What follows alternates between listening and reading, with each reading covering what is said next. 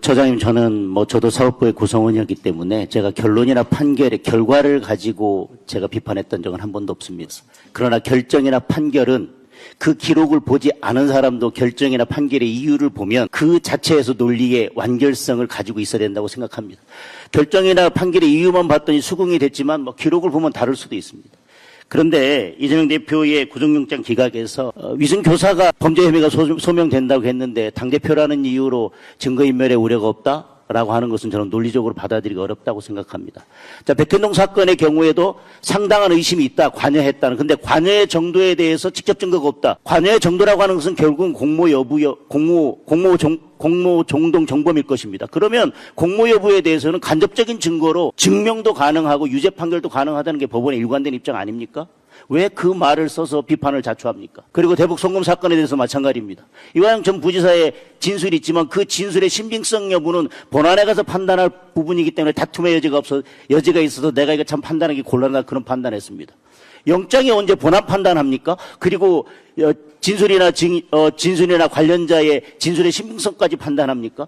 소명이 상당히 되면 되는 것입니다. 왜 그런 논리적으로 받아들이기 힘든, 법리적으로 전혀 받아들이기 힘든, 그래서 결론은 이것은 미리 결론 정해놓고 결정 이유를 쓴 것이 아니라는 비판을 받는 것입니다. 그 다음 PPT 보겠습니다. 이재명 대표에 대해서 50명 넘게 증인이 채택돼 있기 때문에 공직선거법 사건에 대해서 1년 넘게 지금 재판이 지연되고 있다. 50명이라는 증인을 받아줘야 될 만한 사건이지 저는 의문입니다. 사진도 있고 다른 여러 가지 객관적인 증거가 충분히 있습니다. 그리고 50명이라 하더라도 법원이 집중 심리하겠다는 의사만 있다면 저는 6개월 내에 충분히 할 수 있다고 생각합니다. 저는 형사합의 재판하면서 선거 재판하면서 일주일에 4일씩 재판한 적도 있습니다. 6개월 맞추기 위해서. 그런데 지금 법원에서는 그런 의지가 없는 것이고 50명을 다 받아주고 지금 1년 넘게 재판한다고 하는 것은 6개월을 지킬 의지가 전혀 없는 것이죠. 예전에 그렇게 집중심리, 공판중립주의 그렇게 강조하셨지 않습니까? 그리고 강제노동 피해자에 대해서 제3자 배상, 공탁수리 거부에 대해서 항고하는 거에 대해서 제가 대법원 96-11747 판결, 전원발제 판결입니다. 읽어드리겠습니다. 공탁제도는 공탁공무원의 형식적 심사권, 사무의 기계적, 형식적인 처리를 전제로 운영되는 것이다. 이렇게 되어 있습니다. 그러면 공탁을 했을 때 이것이 제3자 변제가 허용되는지 제3자의 동의가 있었는지 여부, 그런 법리적인 판단을 하는 것이 형식적 심사권의 범위에 포함됩니까? 그 말씀 듣고 저는요.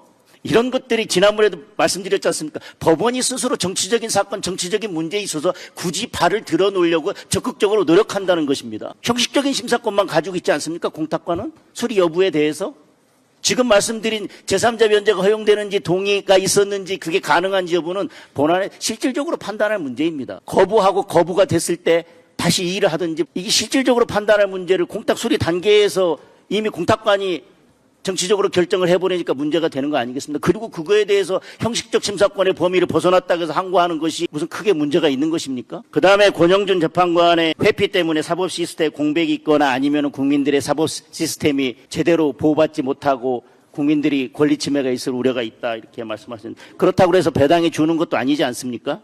그리고 그 관련된 법인의 사건이 매우 다 중하고 어려운 사건이라고 단정할 수도 없고요. 그리고 지금 대법원의 경우에 있어서 대법관과 관련 같이 근무했거나 학연이 있거나 이런 변호사가 선임될 경우에 그 사건에 대해서 배당을 달리하기 위해서 미리 그 사건 처리 재판부를 운영하고 변호사 선임이 되면 그거에 맞춰서 사건 배당하고 있지 않습니까? 맞습니다. 지금 다른 친분이나 인연이 있는 경우에도 그런 사건을 배당하지 않고 다른 재판부에 배당하기 위해서 이미 그런 사건 관리 재판부를 운영해서 하고 있습니다. 만약에 이것이 문제된다면 지금 모든 게 다 문제라고 봐야 될 수밖에 없을 것입니다. 이상입니다.